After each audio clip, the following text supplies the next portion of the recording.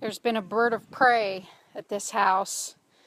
You can see all the droppings sitting right up on the corner of this house and pooping here, and it's probably an owl because there's a cough pellet right here, and owls do that.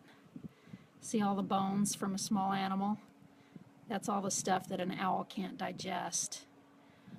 So he leaves it in there long enough to digest everything he can, and then he coughs up a big ball of fur and cartilage and bones and stuff, all the stuff that he can't digest any further. Pretty gross, but tells you exactly what's going on here. This is a house where I saw some javelinas right on the other side of this wall once. I don't see anybody there now today.